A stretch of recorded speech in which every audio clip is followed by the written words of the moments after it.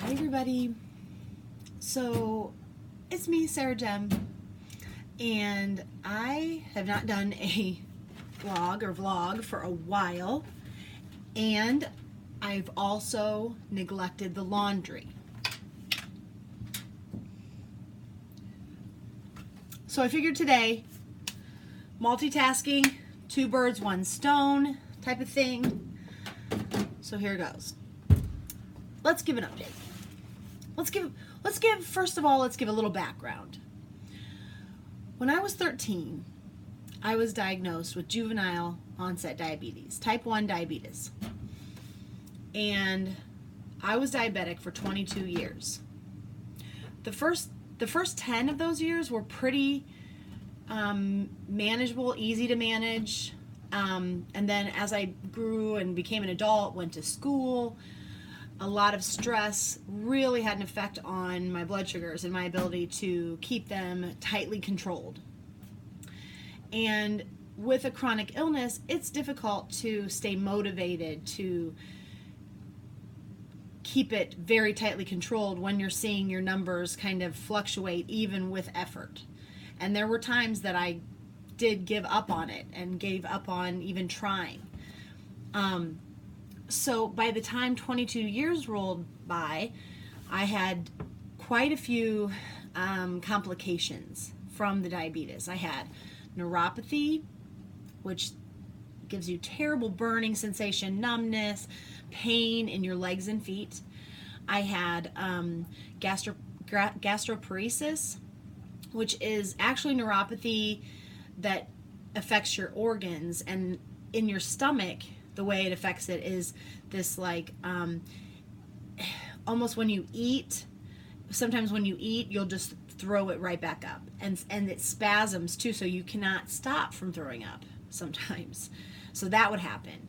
Eye changes, like retinopathy. I had quite a few micro and macro retina aneurysms that would have probably affected my eyesight even more had it not been for getting my first pancreas transplant. I call it miracle, my miracle day, my first miracle, in February of 2009. So when I got my transplant in February of 2009, I instantly became non-diabetic. I was not diabetic anymore.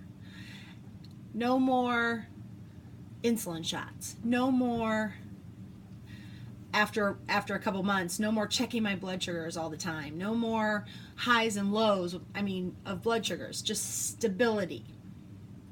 And it was a miracle to me. It was amazing. And so many great things came from that transplant. For one, the first one lasted for 5.5 years.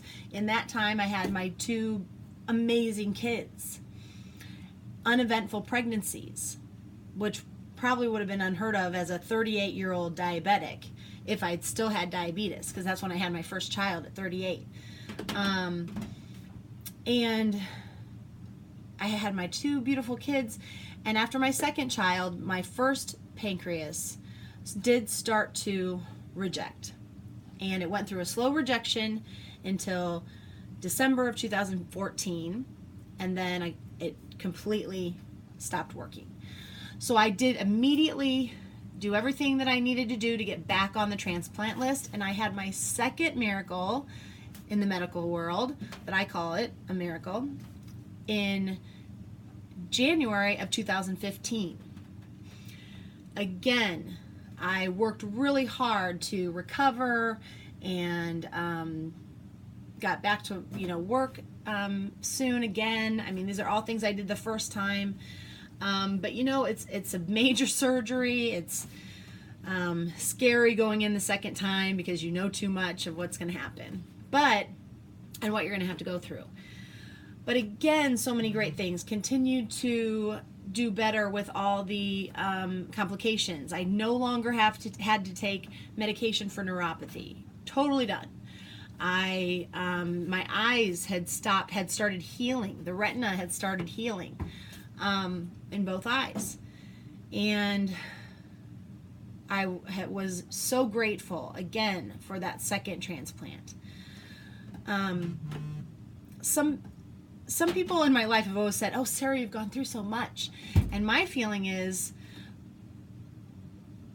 no, I'll get back to that because there's more to come.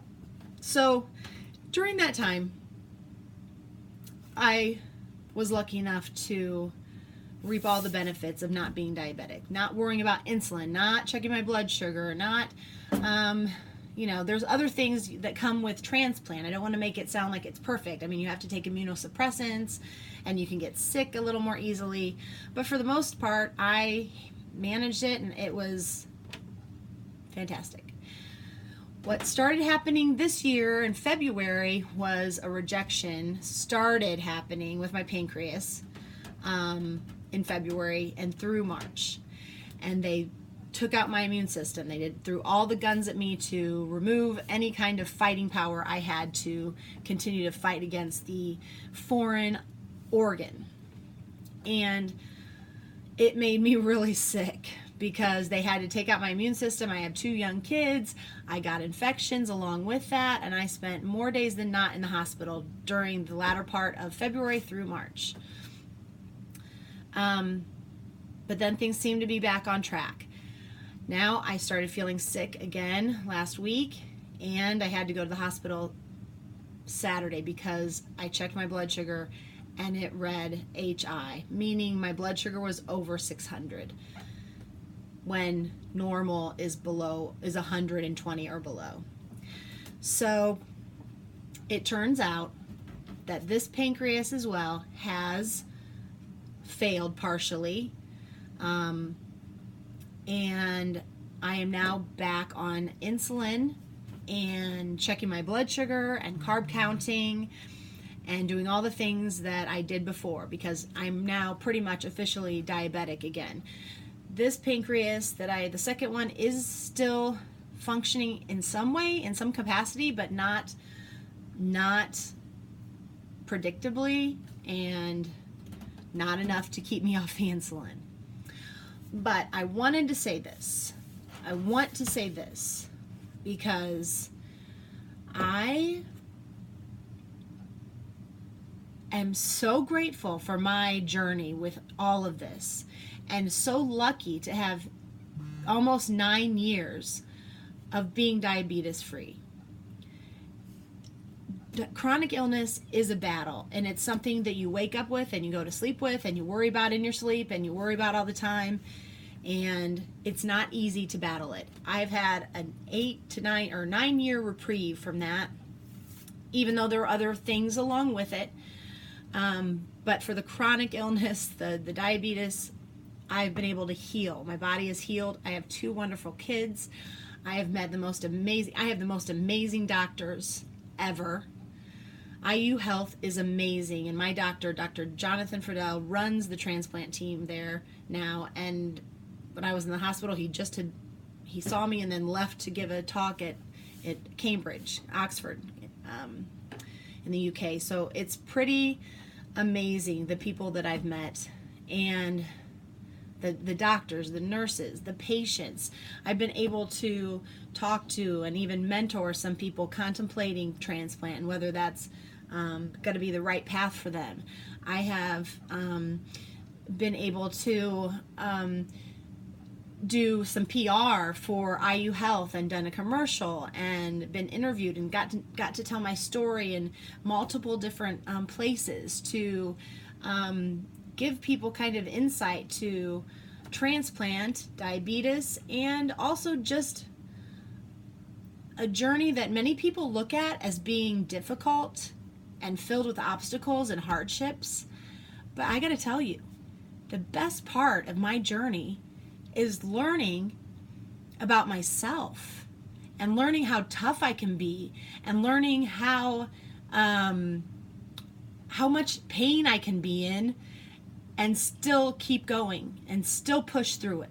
Learning how much I can worry about something and yet still get up and go, still continue to go to work, still continue to raise my kids, still, do all these things that I feel are I've got to do, and I will do. And it's made me a much more positive person. It's not turned me into a negative person, all these obstacles I've been through, because I've been through a lot of different things in my life. And every single thing I've been through, I don't look at as, oh, woe is me, or I can't believe I'm going through this again. I do sometimes give myself time to wallow in it. And there does come depression along with chronic illness. And there does come some depression with just situations that you go through. But I will never stop being positive, and I will never stop fighting for the healthiest life I can have. I will never give up. And now I'm back to being diabetic, but I'm looking forward to what's the future, the future has in store for me, and for all diabetics, and for so much more illness that there is in the world, because we're right on the brink of cure and different treatments for diabetes. I'm not sure if I'm not sure if I will get another transplant. I don't know yet.